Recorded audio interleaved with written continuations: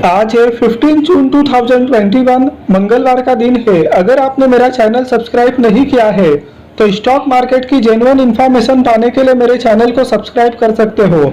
अगर आप एक लार्ज कैप में निवेश करना चाहते हो तो मेरा मानना है कि एशियन पेंट्स लिमिटेड एक बेहतरीन स्टॉक है जिसमें रिटर्न मिलना तय है, एक बेहतरीन रिटर्न मिलना तय है। तो लॉन्ग टर्म इन्वेस्टमेंट करने के लिए आप एशियन पेंट्स को कंसीडर कर सकते हो, इस स्टॉक का एनालाइज कर सकते हो। आज के दिन में ये स्टॉक 3.18% का पॉजिटिव रिटर्न दिया है। पिछले एक महीने में इस स्टॉक ने 9.67% का पॉजिटिव रिटर्न दिया। ईयर टू डेट मतलब कि 1 जनवरी 2021 से अब तक इस स्टॉक ने 10.03% का रिटर्न दिया। पिछले एक साल में इस स्टॉक ने 87.99% का रिटर्न दिया। पिछले 3 साल में इस स्टॉक ने 137.45% का रिटर्न दिया। पिछले 10 साल में इस स्टॉक ने 892.16% का रिटर्न दिया है। तो इस स्टॉक ने जितने लंबी दूरी तक इसको होल्डिंग बना के रखी, इस स्टॉक ने उतने ही अच्छे रिटर्न दिए। जनवरी 2011 में इस स्टॉक ने 257.30 का क्लोजिंग दिया था। जनवरी 2012 में इस स्टॉक ने 299.01 का क्लोजिंग दिया, तो ईयर ऑन ईयर बेसिस पे पॉजिटिव क्लोजिंग दिया।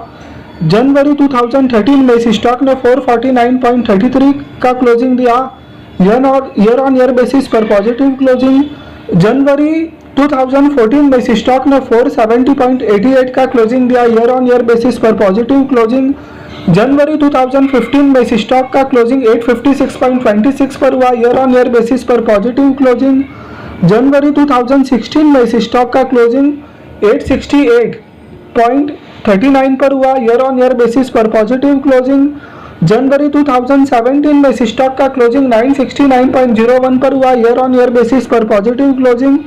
जनवरी 2018 में इस स्टॉक का क्लोजिंग 1128.30 पर हुआ, ईयर ऑन ईयर बेसिस पर पॉजिटिव क्लोजिंग।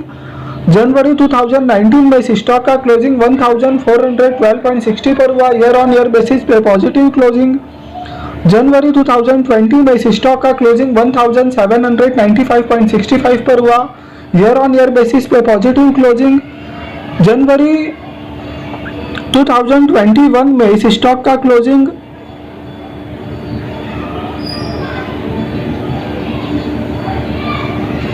2407 पर हुआ, ईयर ऑन ईयर बेसिस पर पॉजिटिव क्लोजिंग। और लास्ट ट्रेडिंग डे यानी कि आज के दिन इस स्टॉक का क्लोजिंग 3042 पर हुआ। तो इस स्टॉक ने लॉन्ग टर्म में बहुत ही अच्छा रिटर्न दिया है और ये स्टॉक नीचे से ऊपर की तरफ जा रहा है। और लॉन्ग टर्म इन्वेस्टमेंट के लिए वैसे ही स्टॉक होने चाहिए जो कि कंसिस्टेंट रिटर्न दे, लगातार रिटर्न दे। तो इस स्टॉक का क्लोजिंग जनवरी 2010 में सिर्फ 185.22 पर हुआ था और जो लास्ट ट्रेडिंग डे है आज के दिन में वो 3042.20 का है। तो इस स्टॉक ने लंबे समय में बहुत ही अच्छा रिटर्न दिया है और मेरा यह मानना है कि जितने अच्छे रिटर्न इस स्टॉक ने दिए हैं उतने ही अच्छे रिटर्न ये स्टॉक फ्यूचर में भी देगा। पिछले एक साल में इस स्टॉक ने 82% का CAGR रिटर्न दिया है। पिछले 3 साल में इस स्टॉक ने 32% का CAGR रिटर्न दिया है। पिछले 5 साल में इस स्टॉक ने 24% का CAGR रिटर्न दिया है। इसका मतलब कि पिछले 5 साल में इस स्टॉक ने सालाना एवरेज 24% का रिटर्न दिया है। पिछले 10 साल में इस स्टॉक ने 26% का CAGR रिटर्न दिया है। इसका मतलब कि पिछले 10 साल में इस स्टॉक ने सालाना एवरेज रिटर्न 26% का दिया है। तो काफ़ी बेहतरीन रिटर्न इस स्टॉक ने दिया है पिछले 10 साल में, 5 साल में, 3 साल में और 1 साल में। इस स्टॉक का मार्केट कैपिटलाइजेशन 2,82,953.76 लाख है। अगर आप इस स्टॉक का मार्केट कैपिटलाइजेशन देखो और इसी सेगमेंट की बाकी जो लिस्टेड कंपनीज है, Berger paints, Kansai Nerolac, Indigo paints, Akzo Nobel, Shalimar paints, Hardcastle and Waud, उन सभी का मार्केट कैपिटलाइजेशन मिला दिया जाए फिर भी उनका मार्केट कैपिटलाइजेशन एशियन पेंट्स के मार्केट कैपिटलाइजेशन के बराबर तक नहीं पहुंचेगा। एशियन पेंट्स का मार्केट कैपिटलाइजेशन एक तरफ और बाकी इस सेगमेंट की लिस्टेड कंपनी का मार्केट कैपिटलाइजेशन एक तरफ। तो एशियन पेंट्स का मार्केट कैपिटलाइजेशन या एशियन पेंट्स बाकी इसी सेगमेंट की कंपनियों के कंपेयर में काफ़ी बड़ी कंपनी है कि दूर दूर तक कहाँ भी कोई कंपैरिजन नहीं हो सकता है मार्केट कैपिटलाइजेशन को लेकर। एशियन पेंट्स का मार्केट कैपिटलाइजेशन 2,82,000 के ऊपर है और जो सेकंड नंबर पर है बर्जन पेंट्स उसका मार्केट कैपिटलाइजेशन 78,640.90 करोड़ है। तो जो सेकंड नंबर पर है उसके और एशियन पेंट्स के मार्केट कैपिटलाइजेशन में भी बहुत फर्क है। और उसके बाद में Kansai Nerolac 31,000 crore, Indigo paints 12,339 crore. तो एक मार्केट कैपिटलाइजेशन के रूप में तो एशियन पेंट्स नंबर 1 है और कहीं भी कोई कंपैरिजन हो ही नहीं सकता है इसी सेगमेंट की दूसरी कंपनियों में। एशियन पेंट्स के फाइनेंशियल ईयर 2021 के क्वार्टर 4 के नतीजे कैसा आए थे वो देखेंगे। रुपीस यहाँ पर करोड़ में दिया गया है। मार्च 2020 का कंपैरिजन मार्च 2021 से होगा।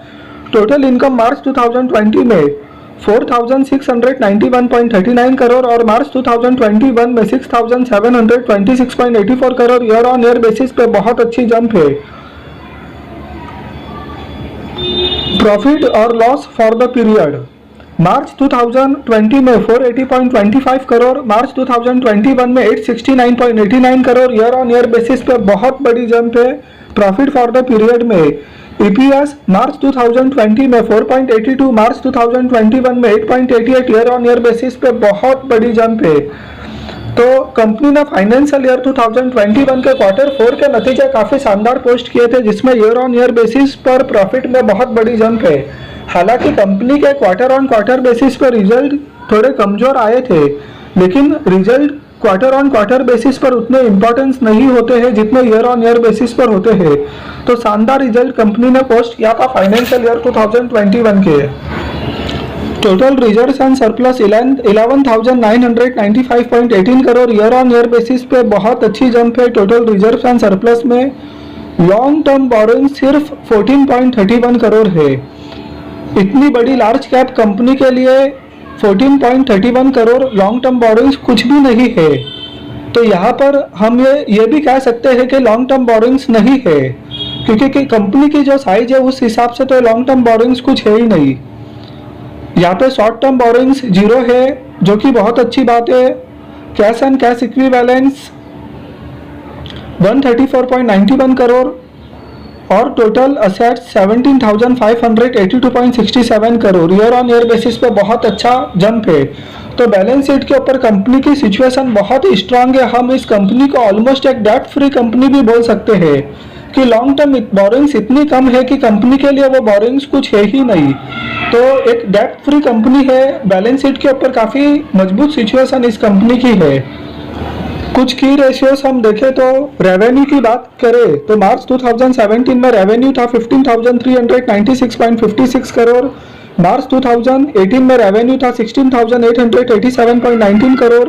मार्च 2019 में रेवेन्यू था 19,349.84 करोड़। मार्च 2020 में रेवेन्यू था 20,263.45 करोड़ और मार्च 2021 में रेवेन्यू था 21,712.79 करोड़। तो revenue year on year basis पे ग्रो होते गया। तो रेवेन्यू काफ़ी मजबूत इस स्टॉक का ग्रो होते गया। अगर हम एपीएस की बात करें मार्च 2017 की 20.22, मार्च 2018 की 21.23, मार्च 2019 की 22.48, मार्च 2020 की 28.20, मार्च 2021 की 32.73। ईयर ऑन ईयर बेसिस पर ईपीएस काफ़ी अच्छा ग्रो होते गया।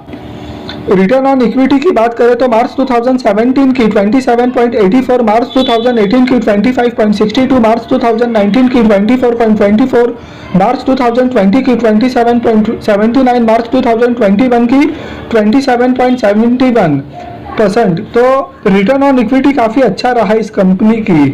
तो काफ़ी की रेशियोज इस कंपनी के बहुत ही स्ट्रांग पोजीशन में।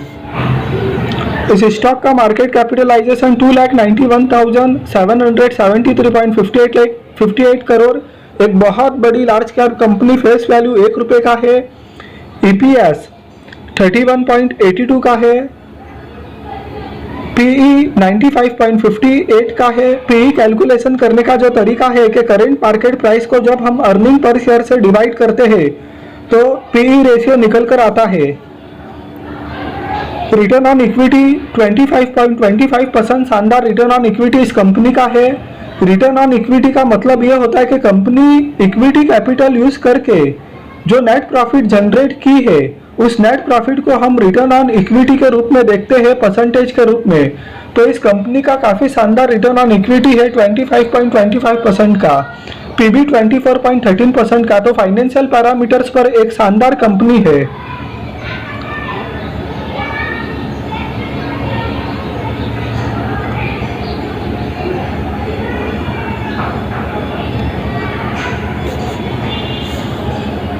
प्रमोटर्स के पास में 52.79% का स्टेक है, पब्लिक के पास में 47.21% का स्टेक है। Promoters pledge holding 14,542.57 crore. तो यहाँ पर एशियन पेंट्स ने यहाँ पर प्रमोटर्स प्लेज होल्डिंग है, लेकिन कोई बहुत बड़ी होल्डिंग नहीं है और कंपनी इतनी मजबूत पोजीशन में है कि कभी भी ये प्रमोटर प्लेज होल्डिंग जीरो भी कर सकती है। कंपनी की पोजीशन उतनी स्ट्रांग है, तो यहाँ पर प्रोमोटर्स प्लेज होल्डिंग को लेकर कोई भी समस्या की बात नहीं है। तो Q4 के नतीजे काफ़ी शानदार आए ईयर ऑन ईयर बेसिस पर। बैलेंस शीट के ऊपर ऑलमोस्ट ये कंपनी एक डेब्ट फ्री कंपनी है। इस स्टॉक ने लॉन्ग टर्म में काफ़ी अच्छे रिटर्न दिए हैं। पिछले 10 साल, 5 साल, 3 साल में इस स्टॉक ने काफ़ी अच्छे CAGR रिटर्न दिए हैं और इस स्टॉक का जो मार्केट कैपिटलाइजेशन है और इसी सेगमेंट की जो दूसरी कंपनी से उनके मार्केट कैपिटलाइजेशन और इस स्टॉक के मार्केट कैपिटलाइजेशन में बहुत बड़ा फर्क है। इस सेगमेंट में एक कंपनी बहुत आगे है दूसरी कंपनियों के कंपेयर में। तो मेरा ये मानना है कि लॉन्ग टर्म इन्वेस्टमेंट के लिए काफ़ी बेहतरीन स्टॉक है और इसका जो बिजनेस है वो तो हमेशा ग्रो होने ही वाला है, क्योंकि कहीं पर कंस्ट्रक्शन हो रही है, चाहे घर में हो, ऑफिस में हो, कहीं पर भी हो, कलर तो यूज आना ही है, कलर का तो यूज होना ही है। तो इस कंपनी का बिजनेस हमेशा ग्रो होना तय है और अगर बिजनेस ग्रो होगा तो ये कंपनी परफॉर्म करनी ही है। तो ये स्टॉक हमेशा टाइम टू टाइम रिटर्न देनी ही है। तो जैसा इस स्टॉक ने अब तक रिटर्न दिए है वैसे ही रिटर्न ये स्टॉक फ्यूचर में भी देगा, इस बात की पूरी संभावना है। निफ्टी 50 का स्टॉक है, बेहतरीन स्टॉक है। तो अगर आप लार्ज कैप में निवेश करने की सोच रहे हैं तो मेरा मानना है कि एक बेहतरीन स्टॉक है जिसको आप एनालाइज कर सकते हो, जिसको आप कंसीडर कर सकते हो।